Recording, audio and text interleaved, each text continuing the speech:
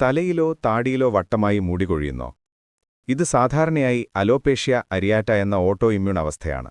ഇതിന് കാരണം നമ്മുടെ ഇമ്മ്യൂൺ സിസ്റ്റം മുടി നാരുകളെ ആക്രമിച്ച് നശിപ്പിക്കുന്നതുകൊണ്ടാണ്.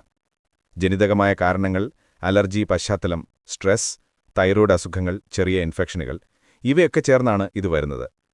ചികിത്സയില്ലാതെ തന്നെ പലർക്കും മുടി തിരികെ വരുമെങ്കിലും അത് കൂടുതൽ സമയമെടുക്കാം, ചിലപ്പോൾ മാസങ്ങളോളം നീളം.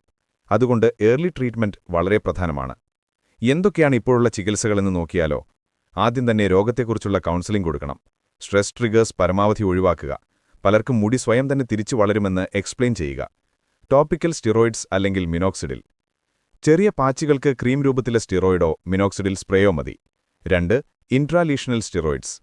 ചെറിയ പാടുകളിലേക്ക് കോർട്ടിക്കോസ്റ്റിറോയിഡ് ഇഞ്ചക്ഷൻ നൽകുന്ന ചികിത്സ. ഏറ്റവും എഫക്റ്റീവായ first line therapy. 3. Topical immunotherapy. പഴയതോ റെസിസ്റ്റന്റായ കേസുകളിൽ ഉപയോഗിക്കുന്നു. 4. Oral therapies. രോഗം വളരെ കൂടുതലാണെങ്കിൽ സ്റ്റിറോയിഡ് ഗുളികകൾ കഴിക്കേണ്ടി വന്നേക്കാം. 5. ജാക്ക് ഇൻഹിബിറ്റേഴ്സ്, ടോഫിസിറ്റിനും ബാരിസിനിറ്റിനും. സാധാരണയുള്ള ട്രീറ്റ്മെന്റ് എടുത്തിട്ടും കുറയാതെ നിൽക്കുകയാണെങ്കിൽ ഇവ വളരെ നല്ല റിസൾട്ട് തരുന്ന മരുന്നുകളാണ്. അലോപേഷ്യ അരിയാട്ട ഭയപ്പെടേണ്ട രോഗമല്ല, പൂർണ്ണമായും ചികിത്സിച്ച് മാറ്റാവുന്നതാണ്. ഒരു ഡെർമറ്റോളജിസ്റ്റിനെ കണ്ട് ശരിയായ ചികിത്സ ഉറപ്പാക്കുക.